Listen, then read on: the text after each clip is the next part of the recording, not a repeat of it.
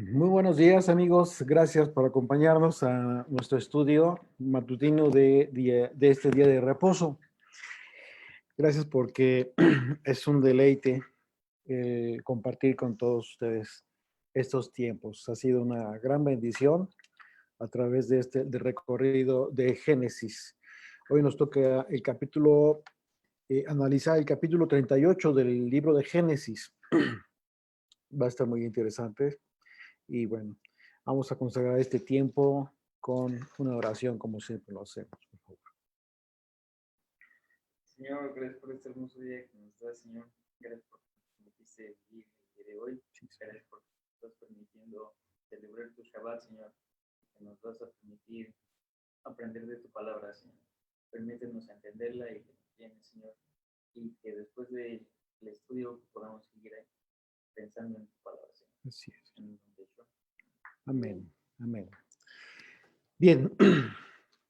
Bien, amigos, pues vamos a comenzar con, desde el versículo 1, les pido que me acompañen en sus Biblias, ya saben, somos estudiantes, aquí no hay maestros, todos somos estudiantes, y el único maestro es Jesucristo, Yeshua, Jesús, Yeshua en el hebreo, su nombre original.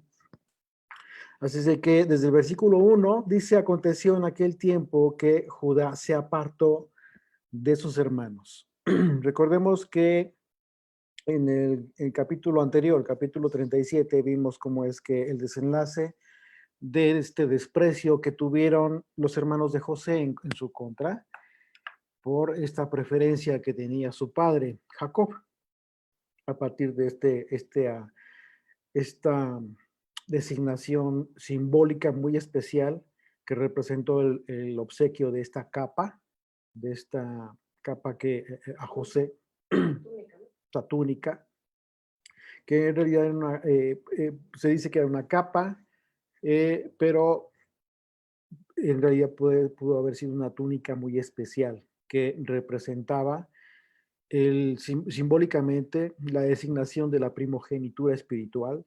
Y por supuesto, la primogenitura espiritual traía consigo la primogenitura en todos los sentidos, es decir, implicaba ciertos aspectos muy importantes de la herencia. Así es de que los hermanos de José tuvieron envidia, dice la escritura, y finalmente lo vendieron como esclavo a ismaelitas, y estos a su vez fueron y lo vendieron en Egipto, y finalmente quedó como esclavo eh, bajo las órdenes del capitán de la guardia de Faraón, Potifar. Así es de que después de ese acontecimiento, porque finalmente recordemos que quien tuvo la idea de venderlo, ¿quién fue? Fue precisamente Judá. Judá, el cuarto hijo de Jacob. Este, este hombre fue quien tuvo la idea de vender a Jacob. Y vimos todo el simbolismo profético que este acto representó, porque Judá precisamente en este momento, en ese acontecimiento, vino a representar a Judas.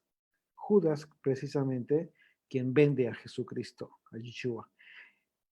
Y de acuerdo a todos los paralelismos proféticos que vamos a ir viendo a partir de este acontecimiento en la vida de José, nos vamos a dar cuenta de los grandes paralelismos que existe entre José y Yeshua, Jesús, en todos los sentidos. Así es de que vamos a poner especial atención a la vida de José y nuestra mente conectada con la vida de Yeshua, la vida de Jesús. Y entonces aquí se aparta Judá. Dice el versículo 1, aconteció en aquel tiempo que Judá se apartó de sus hermanos. Y bueno, esto implica también algo bien importante que nosotros tendríamos que considerar.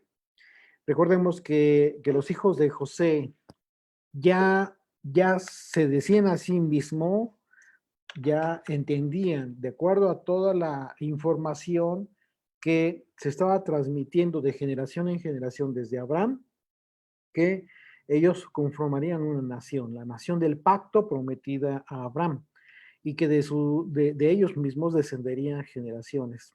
Entonces es importante considerar cómo es que la mente de los hijos de Jacob comienza a comienzan a vivir una vida bajo ese concepto. Si ustedes recuerdan, en el capítulo anterior vimos el suceso de la violación de su hermana. Entonces, este abuso sexual que sufrió su hermana y que la expresión de los hermanos fue en relación a Israel. O sea, no fue una ofensa, no fue vileza en contra de, lo tomaron a título personal, sino dijeron literalmente, dice la escritura literalmente, se cometió vileza en contra de Israel, en Israel, es decir, ellos como nación ya. Recordemos que ellos se veían a sí mismos ya como esta promesa dada a su padre, a Jacob, a partir de que Jacob peleó en Peniel con el ángel, con Yeshua. Entonces, eh, ya la mentalidad de ellos se manejaba en ese sentido. Ellos ya formaban parte de de la nación de Israel. Entonces, aquí vemos un detalle muy especial. ¿Por qué hago toda esta remembranza? Porque esto es muy especial cuando leemos aquí a principio del capítulo 38, que dice que Judá se apartó. ¿Ok? Por ejemplo, hoy tú, a partir de que hiciste ya un pacto para vivir bajo la ley de Dios, bajo el gobierno de la Torah, que no es más que leyes civiles y penales que tú vas a respetar, como hoy cualquier ciudadano puede hacerlo, solamente que estas leyes tienen características muy especiales, diferentes en muchas ocasiones son muy similares a las leyes civiles de cualquier nación. Aquí, pero lo más importante es que la Torah, la ley de Moisés, es que te somete al yugo de Dios y te obliga a comprender y a aprender, te compromete a aprender las palabras de Yeshua, de Jesús. ¿Por qué? Porque es precisamente lo que él enseñó. Él no vino a enseñar algo nuevo. Cuando Yeshua dice, las palabras que yo les doy no son mías, sino las de mi Padre que me envió. Lo que él te está diciendo es que estas palabras ya las había anunciado Dios a través de su ley, a través de Moisés. Pero la forma en cómo la enseña Yeshua es la forma correcta de cómo tienes tú que entenderlas y aplicarlas para tu vida, comenzar a vivir bajo una vida diferente. Y eso es lo que transforma la vida de las personas. Cuando te digan que tú eres la luz del mundo, piensa en esto. La luz del mundo, la luz que vino al mundo y que resplandece en el contexto del mensaje del apóstol Juan, de cómo lo escribe, es muy claro. No es que Juan el Bautista haya sido la luz, sino que vino a dar testimonio de la luz. ¿De quién? De Yeshua. Entonces, no eres tú la luz. Es decir, ok, puedes decir, bueno, yo ya recibí a Jesucristo en mi corazón y creo en él. Sí, lo que va a suceder a partir de entonces es que comiences a vivir bajo el gobierno de Dios, bajo el gobierno de la Torá, y en consecuencia vas a ir transformando tu vida poco a poco. Estos hábitos que vas a adquirir nuevos, que tienen que ver con el amor al prójimo, que tienen que ver con el amor a Dios, que tienen que ver con el conocer cada día más su palabra, su escritura, que es así como le conocemos. Ese es el propósito de las palabras de Yeshua. Entonces, lo que sucede a partir de que una persona que ya está en pacto, que ya está bajo ese concepto de vida, que ya quiso cambiar su vida, porque dijo, la vida que yo llevé antes, ya no quiero, porque finalmente me llevó a malos pasos, me llevó a una vida vacía, sin propósitos, eh, y cambiaste, tuviste la decisión, tomaste la decisión de cambiar tu vida. entonces ya comienzas a formar parte del Israel de Dios. El Israel de Dios está en todo el mundo y disperso en todas las naciones del mundo. Y, y muchos están, o sea, todo el mundo está siendo llamado para formar parte de la nación. Por eso dice la Escritura, muchos son llamados, pero pocos los escogidos. ¿Quiénes son los escogidos? Estos, aquellos que comienzan realmente a transformar su vida, a comenzar a vivir bajo esta nueva forma de vida que ya descubrieron que es lo mejor. Así es de que resulta que ya estás viviendo bajo esta perspectiva de vida y llega un momento de tu vida en que te apartas, que es justo lo que hizo Judá. Se apartó.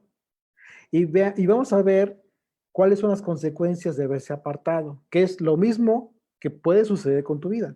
Dice, Judá se apartó de sus hermanos, dice literalmente, se apartó no dice se apartó de su familia, no, se apartó de sus hermanos. Dice, se fue a un varón adulamita que se llamaba Hiram. Y vio allí Judá, la hija de un hombre cananeo.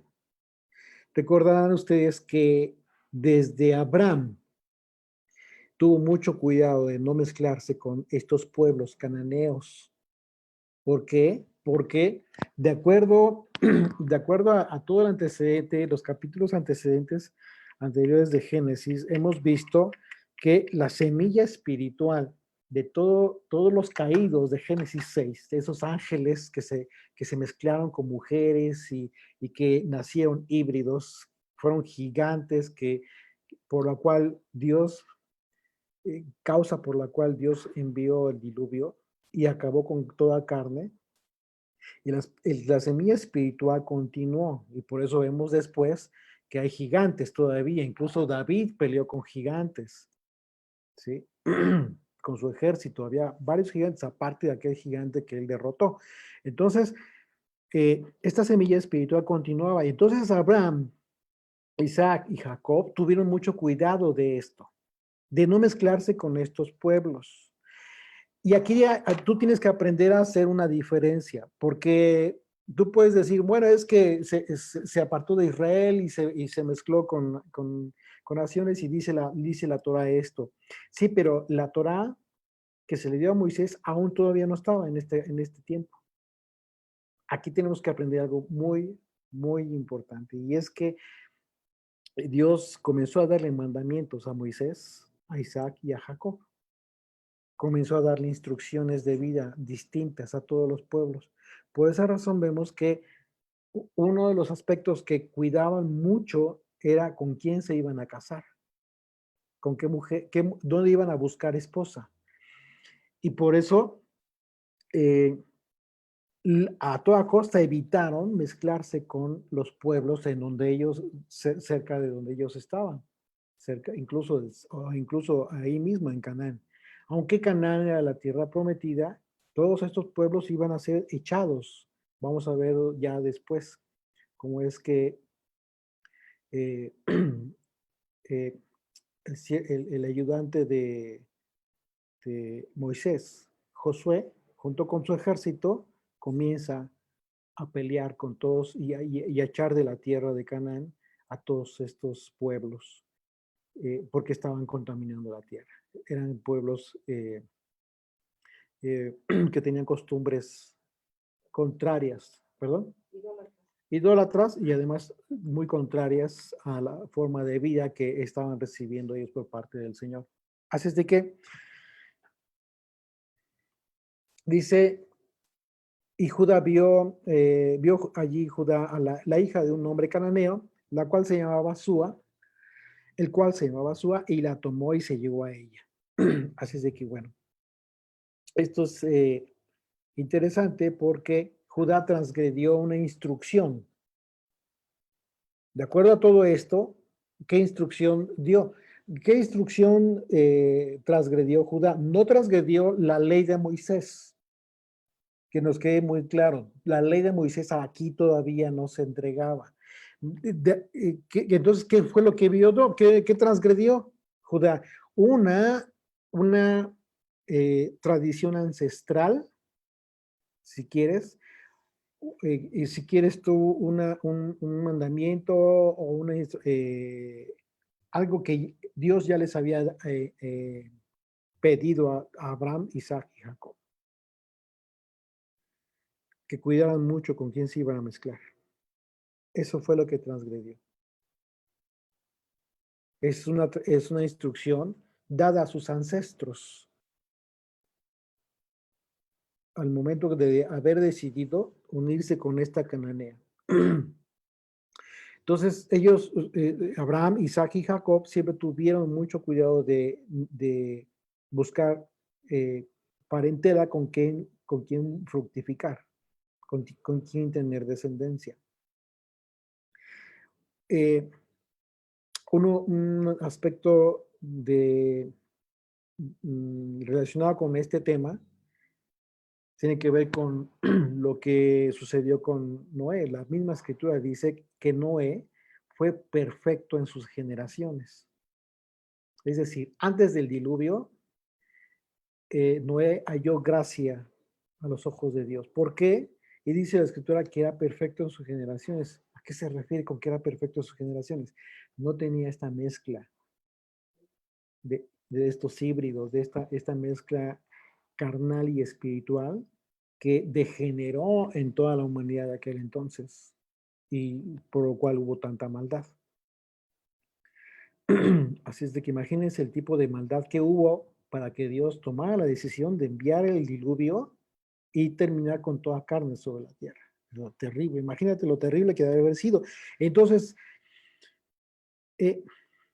ese fue el cuidado que tuvieron Abraham, Isaac y Jacob, y aquí Judá lo está transgrediendo, se está mezclando con quien no debía haberse mezclado.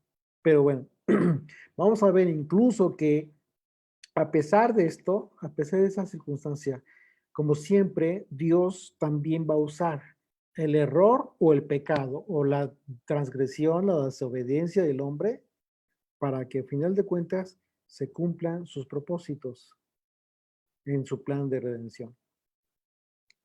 Así es de que a lo largo de la escritura vemos que muy a pesar de la desobediencia y la transgresión del pueblo de Israel, vamos a darnos cuenta que Dios siempre cumple sus propósitos. Como en este caso, vamos a ver al final de este capítulo que finalmente sucede así. Versículo 3, y ella concibió. Esta mujer con la que se casó, con la que se unió Judá. Dice, y ella concibió y dio a luz un hijo y llamó su nombre Y bueno, después de este antecedente de híbridos, resulta que el nombre de significa vigilante, literalmente. Así es, exactamente. Ya te acordaste de la redacción del libro de Enoc. En el libro de Enoc se describen a estos ángeles como los vigilantes. Y en el libro de Judas, Judas los describe como aquellos que abandonaron su morada de santidad, que tenían una morada con un propósito celestial. Así es de que resulta interesante el nombre del primer hijo de Judá con esta cananea. Dice, verso 4, concibió otra vez y dio a luz un hijo y llamó su nombre Onán. Onán, que significa literalmente fuerte. Y volvió a concebir y dio a luz un hijo y llamó su nombre Sela o Selah. Así es de que bueno. Y estaba en Kesib cuando lo dio a luz. Después Judá tomó mujer para su primogénito la cual se llamaba Tamar. Y Tamar tiene un papel protagonista en este capítulo muy interesante. Porque vemos que Tamar también era de esa región. Y el primogénito de Judá, fue malo ante los ojos del Señor. Y le quitó el Señor la vida. O sea, eh, el nombre de Er significa eso, significa vigilante literalmente. ¿En qué sentido fue malo a los ojos del Señor? Pues imagínate, para haberle quitado la vida, lo terrible que debió haber sido este hombre. Dios le quitó la vida. Verso 8, entonces Judá dijo a Onán, llégate a la mujer de tu hermano y despósate con ella y levanta descendencia a tu hermano. Aquí hay algo bien interesante, porque una vez más tenemos que ubicarnos en la época en que suceden estos acontecimientos. Estas prácticas tuvieron el propósito de que no se perdiera la descendencia o el nombre de alguien, y con el propósito de que las viudas no se quedaran abandonadas. Porque una vez que en aquel entonces una mujer ya se había casado y enviudaba, era muy difícil que otro hombre la tomara. Así es de que dice verso 9, y sabiendo Onán, pero fíjense una vez más, vamos a poner atención en cómo dice el versículo 8. Entonces Judá dijo a Onán, o sea, le dio la orden a su hijo, a su segundo hijo, llégate a la mujer de tu hermano y despósate con ella. Ya hemos visto en otras ocasiones, en otros estudios, que la palabra llégate o llegarse a la mujer tiene que ver con tener intimidad sexual, con el propósito de procrear. Dice, llégate a la mujer de tu hermano y despósate con ella y levanta descendencia a tu hermano. O sea, no le dice, ten descendencia, ten tu descendencia. Entonces el propósito era ese. Uno de los propósitos era que el hermano fallecido no continuara su nombre, continuara su descendencia. Pero vamos a ver lo que sucedió en verso 9. Y sabiendo Nan que la descendencia no había de ser suya, sucedía que cuando se llegaba a la mujer de su hermano, vertía en tierra por no dar descendencia a su hermano. Esto es terrible porque el nombre de Onán es de origen hebreo, para empezar, y significa fuerte, como ya vimos. Y se dice que de su nombre deriva el término onanismo, que es lo que se conoce como el acto de la interrupción del acto sexual por la eyaculación fuera de la mujer, literal. Lo que estaba haciendo Onan era justamente ese. Entonces, de ahí nace esto que se conoce como onanismo. Esto era lo que hacía Onán para evitar tener descendencia con Tamar.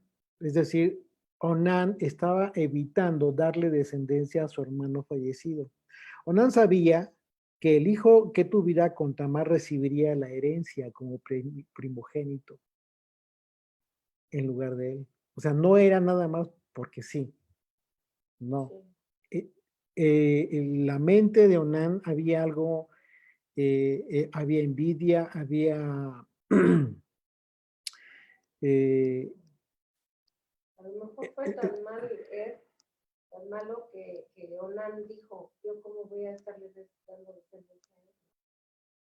bueno, puede ser, pero el propósito primordial aquí tiene que ver con la herencia. Todo el aspecto de la herencia, sobre todo ya en estos pueblos, tenía que ver con el aspecto económico, la prosperidad económica.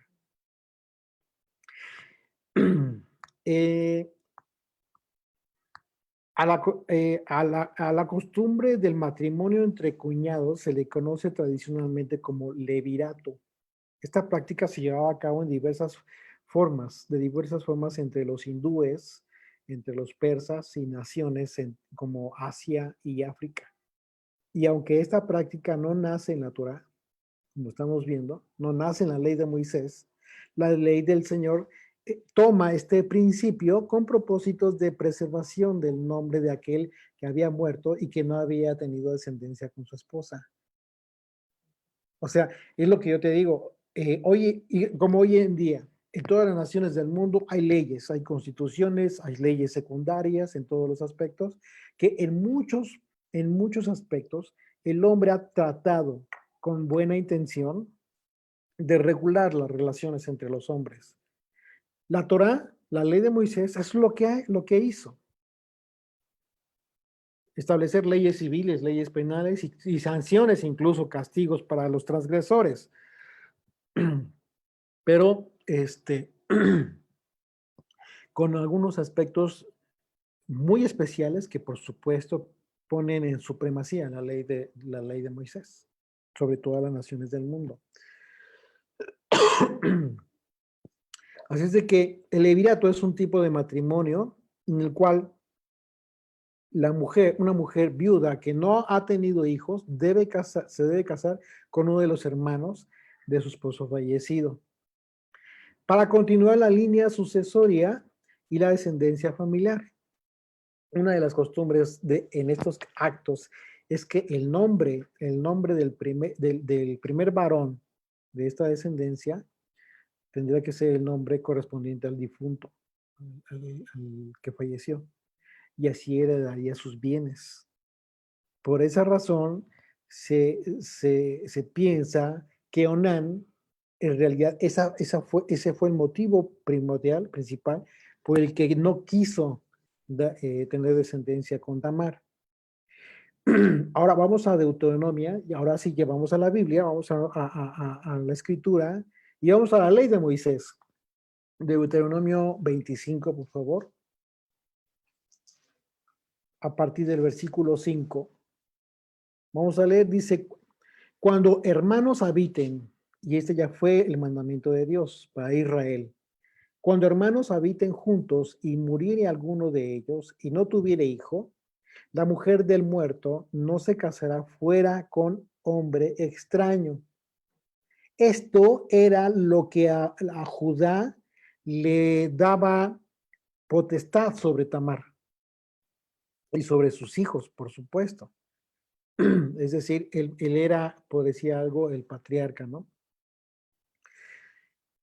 Y dice, no se casará fuera con hombre extraño. Su cuñado se llegará a ella y la tomará por su mujer y hará con ella parentesco. Y el primogénito que ella diera a luz sucederá en el nombre de su hermano muerto, para que el nombre de éste no sea borrado de Israel. Y si el hombre no quisiere tomar a su cuñada, fíjense, y aquí viene ya la especificación de la ley para el caso de que no quiera obedecer el cuñado. Dice, y si el hombre no quisiere tomar a su cuñada, irá entonces su cuñada a la puerta a los ancianos, es decir, a los tribunales, lo que en aquel entonces se llamaba así. En la puerta de la ciudad estaban los que daban consejo y tomaban decisiones. Y dirá, mi cuñado no quiere suscitar nombre en Israel a su hermano, no quiere emparentar conmigo. Entonces los ancianos de aquella ciudad lo harán venir y hablarán con él. Y si él se levantare y dijere, no quiero tomarla, que dijera no, por la razón que sea, ya sea porque le huelen los pies, ya sea porque no le gustó, ya sea por la razón, ya sea porque por la herencia, por lo que sea. Imagínate, puede decir, pues no quiero tomarla. Se acercará entonces su cuñada a él delante de los ancianos y le quitará el calzado del pie y le escupirá en el rostro y hablará y dirá, así será hecho al varón que no quiere edificar la casa de su hermano. Y se le dará este nombre en Israel, la casa del descalzado. Es una ley muy rara, muy, muy rara, pero que de alguna manera lo etiquetan. Lo etiquetan al hermano, porque esto de alguna manera, de acuerdo a la costumbre, pues ya cargaba con cierta deshonra, cierto descrédito de honor y de obediencia. ¿Por qué? Porque estaba desobedeciendo la ley a propósito, la ley dada, con un propósito en beneficio de la nación. Así es de que Eh, y bueno, muchos seguramente se habrán recordado el acontecimiento de Ruth con Boaz, que es algo semejante. Sin embargo, no debemos considerarlo como un matrimonio por levirato, ya que Ruth se casó con un pariente cercano que estuvo dispuesto a levantar descendencia para el nombre del marido fallecido, pero en este caso, Boaz no fue hermano del difunto. Sin embargo, el propósito tuvo el mismo fin, perseverar en el nombre. Vamos a Ruth 4. Ruth capítulo 4, ¿lo lees por favor? Y vamos a darnos cuenta cómo es que el propósito es, es el mismo, aunque el contexto de la forma en que se lleva a cabo es distinto, es diferente. Y bueno, de acuerdo a la historia, todo parece indicar que Boaz se enamoró de Ruth. El contexto de la historia y quienes ya vieron la película eh, tan, eh, tiene este tinte, ¿no? De escena de romance y es muy probable que por esa razón vos haya insistido en llevar a cabo, levantar descendencia al hijo de la suegra de Ruth. Pero bueno, vamos a leer el capítulo 4, por favor, de Ruth. Dice, Boaz subió a la puerta y se sentó allí, y aquí pasaba aquel pariente de quien Boaz había hablado, y le dijo, fulano, ven acá y siéntate. Y él vino y se sentó. Entonces él tomó a 10 varones de los ancianos de la ciudad y dijo, sentaos aquí, y ellos se sentaron. Luego dijo al pariente, Noemí, que ha vuelto del campo de Moab, vende una parte de las tierras que tuvo nuestro hermano Elimelech. Y yo decidí hacértelo saber y decirte que la compres en presencia de los que están aquí sentados y de los ancianos de mi pueblo. Si tú quieres redimir, redime. Si no quieres redimir, decláramelo para que yo lo sepa, porque no hay otro que redima sino tú y yo después de ti. Y él respondió, yo redimiré.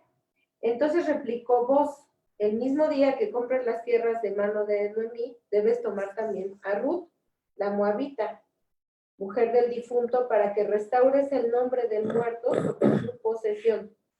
Y respondió el pariente, no puedo redimir para mí, no sea que dañe mi heredad. Redime tú, usando mi derecho, porque yo no podré redimir. Había ya desde hace tiempo esta costumbre en Israel tocante a la redención y al contrato, que para confirmación de cualquier negocio, el uno se quitaba el zapato y lo daba a su compañero, y esto servía de testimonio en Israel. Entonces el pariente dijo a Boaz, tómalo tú, y se quitó el zapato. Y Boaz dijo a los ancianos y a todo el pueblo, vosotros sois testigos hoy de que he adquirido de mano de Noemí todo lo que fue de Elimelech y todo lo que fue de Kelión y de Malón, y que también tomo por mi mujer a Ruth la moabita, mujer de Malón, para restaurar el nombre del difunto sobre su heredad, para que el nombre del muerto no se borre de entre sus hermanos y de la puerta de su lugar. Vosotros sois testigos hoy. Y dijeron todos los del pueblo que estaban a la puerta con los ancianos, testigos somos. El Señor haga a la mujer que entra en tu casa como a Raquel y a Lea, las cuales edificaron la casa de Israel, y que tú seas ilustre en Efrata y seas de renombre en Belén. Sea tu casa como la casa de Fares, el que Tamar dio a luz a Judá, por la descendencia que de esa joven te dé el Señor. Boaz pues tomó a Ruth y ella fue su mujer y se llevó a ella, y el Señor le dio que concibiese y diese a luz un hijo.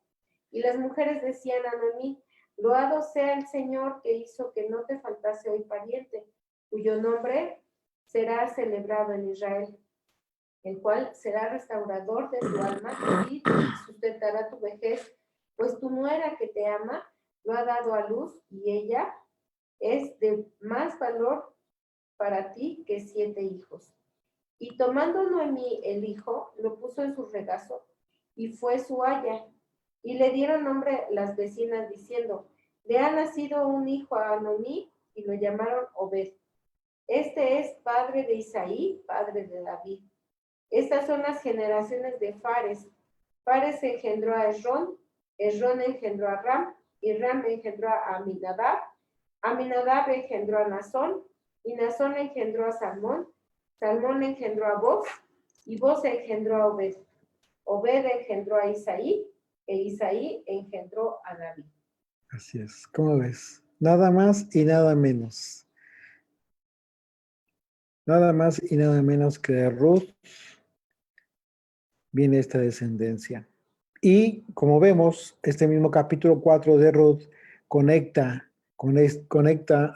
a este capítulo de 38 de Génesis, que es precisamente como termina, y es conforme a la bendición que le dan los ancianos a Boz acerca de estos hijos de Tamar que va a tener. Pero esto viene ya al final del capítulo.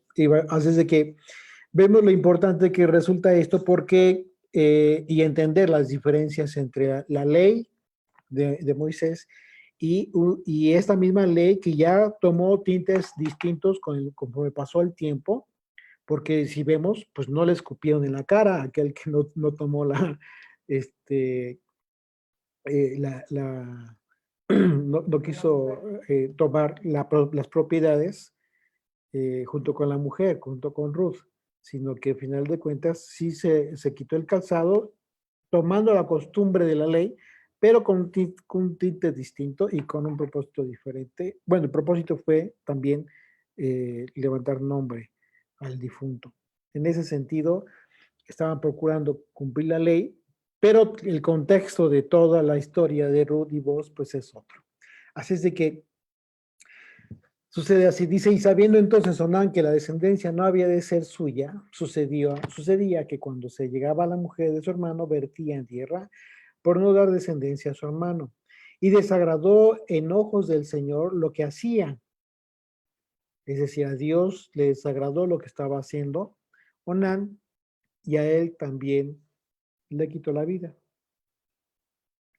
Así es de que el pecado de Onán consistió específicamente en no querer darle descendencia a su hermano para evitar que el hijo que tuviera con Tamar heredara como primogénito. El contexto es ese.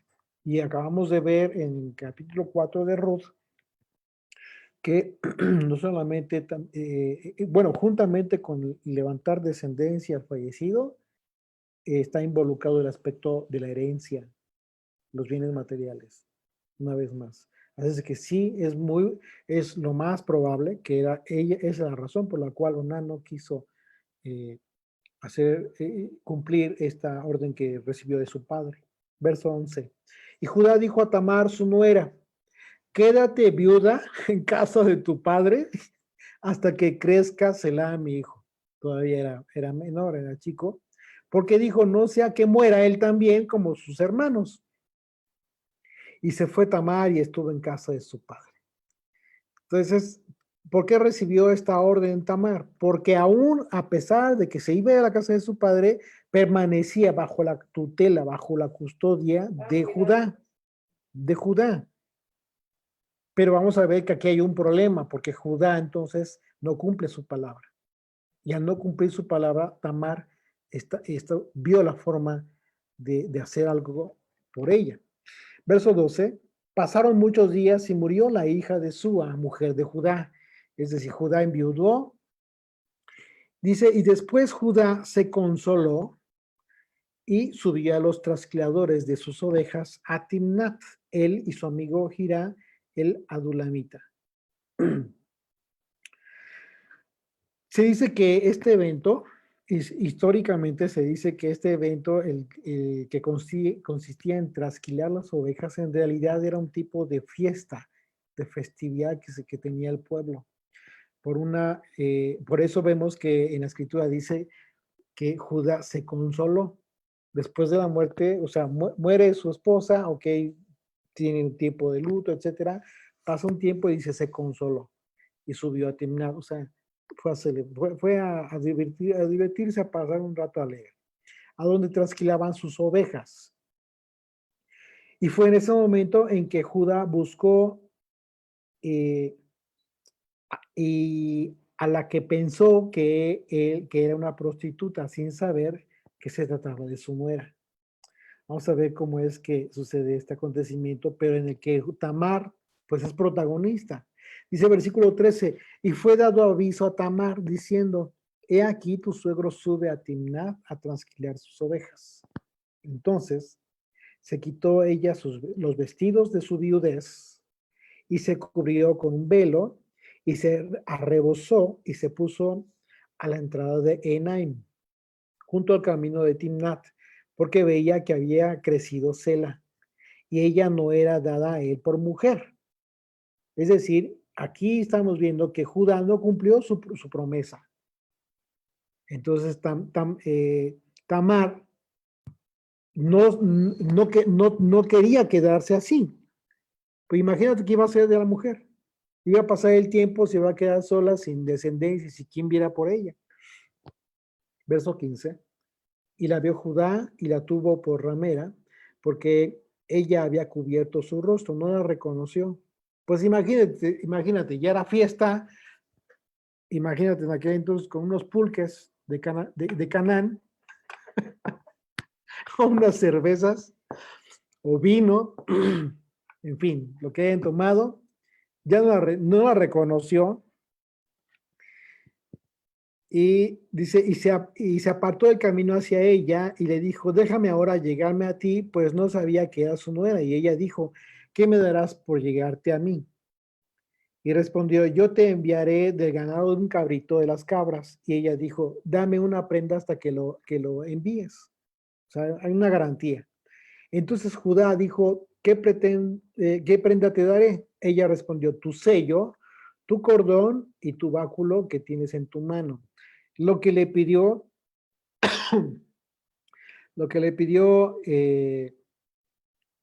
Tamar fue su anillo que tenía colgando de su cordón, Judá, y su báculo. ¿Sí? Recordemos que eran pastores en aquel entonces. Y él se los dio. Y ella dijo a ella, y ella concibió, y se llegó a ella y ella concibió de él. Luego se levantó y se fue y se quitó el velo de sobre sí y se vistió las ropas de su viudez. Dijo, aquí no pasó nada, ¿no? Y Judá envió el cabrito de las cabras por medio de su amigo el adulamita para que éste recibiese la prenda de la mujer, pero no la halló. Resulta que no estaba. Y preguntó a los hombres de aquel lugar diciendo, ¿dónde está la ramera de Enaim junto al camino? Y ellos le dijeron, no ha estado aquí ramera alguna. No, aquí no hay. Entonces él se volvió a Judá y dijo, no la he hallado. Y también los hombres del lugar dijeron, aquí no ha estado ramera. Nomás faltó que le dije, imagínate, nomás fui a hacer el ridículo, ¿no? Imagínate, ya viejito, ya grande y buscando una prostituta. Pero bueno, verso 23, y Judá dijo, tómesele para sí. Es decir, pues que eso sea su pago. ¿No? O sea, lo que se le quedó, el báculo, el anillo y el cordón. Tómesele para sí, para que no seamos menospreciados. O sea, que no se diga que yo no pago. He aquí, yo he enviado este cabrito y tú no lo hallaste. Bueno, ya no fue culpa mía. Quise pagar, pero ya no es responsabilidad mía. Verso 24, sucedió que al cabo de unos 3 meses fue dado aviso a Judá diciendo, Tamar, tu nuera, ha fornicado, es decir, ha pecado y ciertamente está encinta a causa de las fornicaciones. Y Judá dijo, sacarla y sea quemada. Pero fíjate, vamos a ver el contexto, aprendamos a analizar el contexto de los acontecimientos. Dice una vez más, verso 24, sucedió que al cabo de unos 3 meses fue dado aviso a Judá diciendo, Tamar, tu nuera ha fornicado. ¿Por qué dijeron ha fornicado si no tenía esposo? O sea, se casó y su esposo murió. Cualquiera hoy en día, o sea, en cualquier nación en donde tú vivas, una persona que se casa y se queda a vivir, pues tiene el derecho de volverse a casar. Sí, pero no estaba casado. tiene el derecho de volver a, en un momento dado de tener una pareja. Y ok, no se casa, pero ¿quién les dice algo ahora que alguien que está embarazada sin casarse? Nada, no le dice nada. La ley no le dice nada, la castiga. La ley civil de cualquier nación, a esas diferencias yo me refiero. La ley de Moisés tiene que ver con mucho, en mucho, con aspectos de moral, de castidad, de honestidad, de pulcritud, en fin, son muchos aspectos distintos. Entonces, por ejemplo, hoy en día cualquier ley civil no sanciona a una persona, una mujer que resulta embarazada sin haberse casado. No pasa nada. Es más, dice, pues tiene derecho, ¿no? Pero aquí tiene que ver el pecado, pues, el pecado de fornicación. Más bien, no es delito, sino pecado. Aquí la cuestión es de que la fornicación, ¿qué es la fornicación? La fornicación es el tener relaciones sexuales fuera de matrimonio. Así de simple, es muy simple. La ley civil de las naciones del mundo no sancionan eso. Porque dicen, pues es libre. Y si tú le dices al juez, pues es que es pecado. Sí, bueno, vete a la iglesia. Y allá que la sancionen en la iglesia. Pero aquí en el tribunal, en un tribunal común, no es posible juzgar eso. Esa es la diferencia entre la ley de Moisés y eso es lo que hace que las personas comiencen a cambiar su forma de vida, su expectativa de vida, incluso en los jóvenes. Los jóvenes, pues, es muy importante que adquieran el conocimiento y asuman el compromiso de cumplir la ley de Moisés. ¿Por qué? Porque entonces comienzan a entender la diferencia entre lo que es correcto y lo que no es correcto. A pesar de que el mundo lo consienta, no necesariamente es correcto. Hoy en día los padres se quejan de cómo está la vida, de que los hijos están rebeldes, de que sí, pero ¿qué estás haciendo como padre para evitar que tus hijos asimilen las costumbres de todo el mundo? Lo que todo el mundo ve bien, lo que es normal. No estás haciendo nada. En tu casa tienes que tener límites, tienes que comenzar a ver eso. A eso me refiero. Cuando tú dices que crees en Jesucristo y le recibes, lo que en realidad tendrías que ser consciente al decir esas palabras es que estás recibiendo la ley de Moisés. Él lo dijo claramente, Jesucristo lo dijo. No es algo que yo me invente aquí. Mateo capítulo 5, versículo 17. A partir del 17, bien claro lo dijo el Señor. No penséis que he venido a abrogar la ley y los profetas.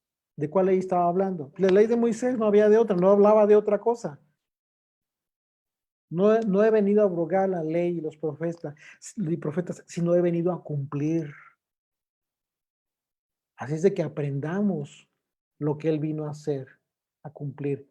Porque eso es lo que la instrucción que recibes y eso es tu compromiso cuando dices que le recibes a Jesucristo. No es acá en la mente, no, es en tu vida diaria. Así es de que este es el contexto en el cual Judá ordena que le den muerte a esta mujer que se ha quedado viuda, pero que encima de todo este hombre no había cumplido con su palabra. Es interesante, ¿no?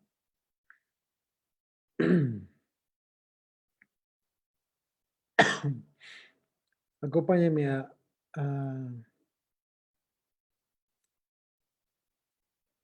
bueno, vemos, dice, y bueno, muy duro, porque se consideraba que bajo las condiciones de Tamar, ella se encontraba desposada por la promesa hecha por parte de Judá, por parte de Sola. O sea, estaba como que comprometida con Sela. Pues estaba pendiente de que se casara. Pero y por eso quería quemarla. Sin embargo, vemos que posteriormente, cuando fue dada la ley de Moisés, la pena por esta circunstancia no era ser quemado. La pena no era de ser quemado, sino de ser apedreado por la fornicación, por causa de la fornicación. Es decir, la ley de Moisés sí sancionaba la fornicación, lo que hoy en día es lo más común. Deuteronomio, ahora sí acompáñenme a Deuteronomio 22, capítulo 22, a partir del versículo 20. Dice, mas si resultare ser verdad que no se halló virginidad en la joven, entonces la sacarán a la puerta de la casa de su padre y la apedrearán los hombres de su ciudad y morirá por cuanto hizo vileza en Israel. ¿Ya te diste cuenta a qué nivel pone la ley de Moisés y la fornicación?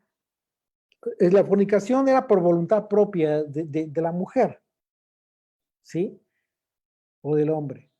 Y vemos cómo es que las hermanas de los hijos de Jacob, la hermana cuando fue violada, utilizaron esta misma expresión los hermanos cuando dijeron se ha hecho vileza en Israel. O sea, lo consideraban lo mismo, un pecado sexual.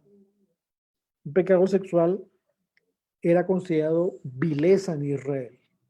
Dice, fornicando en casa de su padre, así quitarás el mal de en medio de ti. Dice, si fuera sorprendido alguno, y fíjate, dice, si fuera sorprendido alguno acostado con una mujer casada con marido, ambos morirán, es decir, de adulterio. Y hombre que se acostó con la mujer y la mujer también, así quitarás el mal de Israel. Es decir, así quitarás el pecado, el mal, la transgresión de la nación de Israel. Si tú te consideras Israel hoy en día, ¿qué tendrías que hacer? Bueno, comenzar a considerar esta ley. Esta ley que te regresa, que te restaura en los principios y los valores que deben regir a una nación, a una sociedad sana. No una nación en la exageración, no, sana. Porque si tú te das cuenta, estamos hablando de cosas, bueno, por esto los hombres se matan. Por el adulterio los hombres se matan. Así de que no es cualquier cosa. No es cualquier cosa.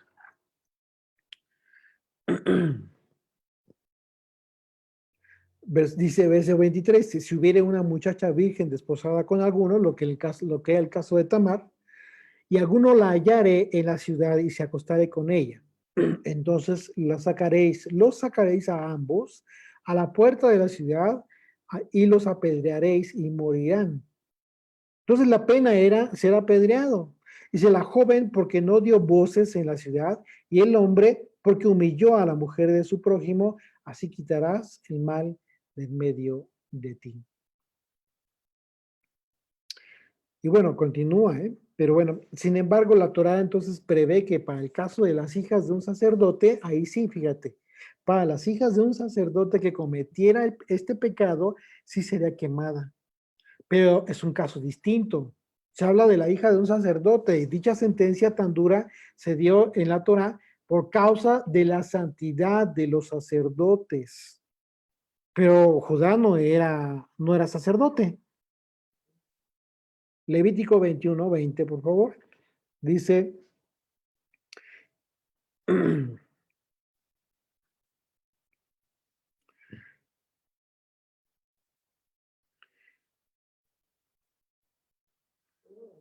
no, 20:14.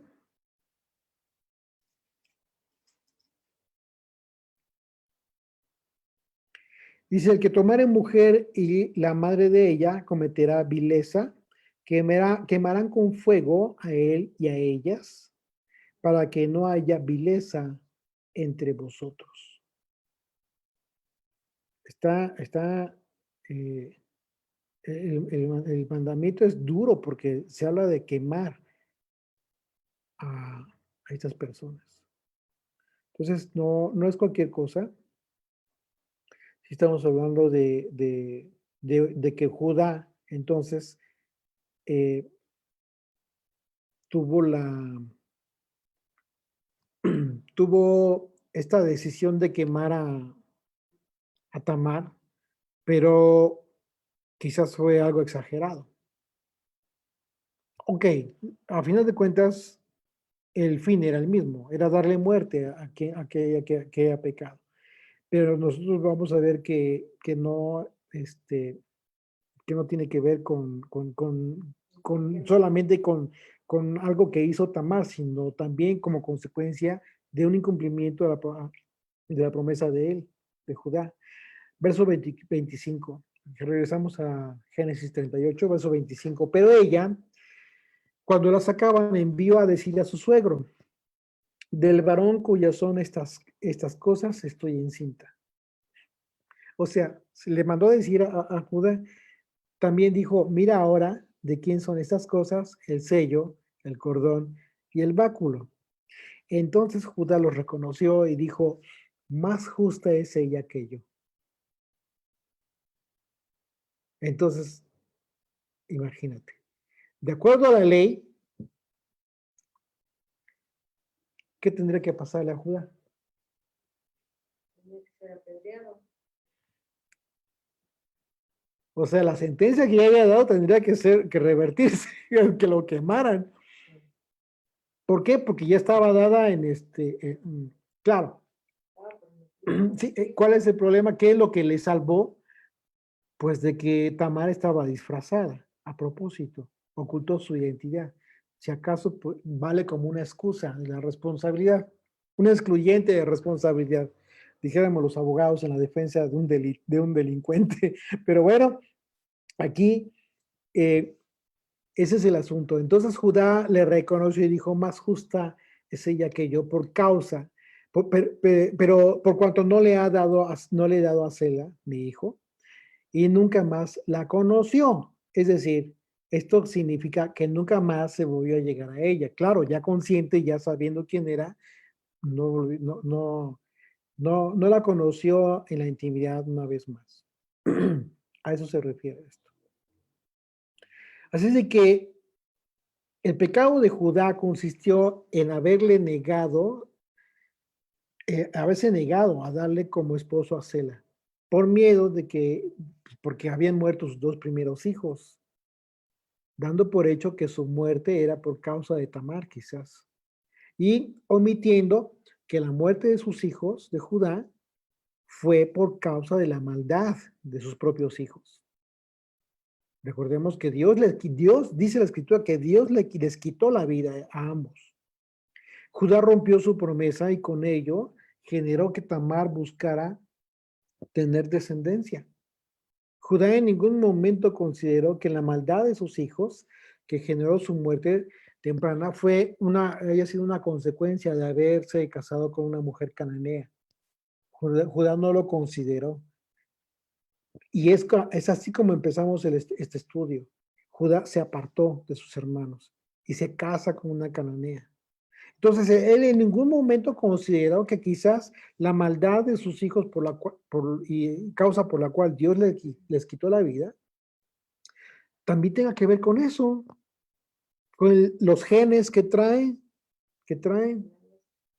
con lo cual Judá transgredió la costumbre patriarcal que de generación en generación había ya trascendido por causa de la simiente de Abraham. Judá entonces transgredió una tradición patriarcal al pretender mantener permanentemente sin hijos a Tamar. Vete a tu casa, le dijo, vete a tu casa y ahí quédate. Pues no.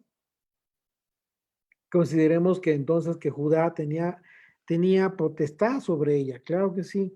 Si bien es cierto que Tamar no actuó correctamente, porque pues, bueno, no era lo correcto, ella no actuó por causa de un pecado de lujuria, sino por causa natural del deseo de tener un hijo.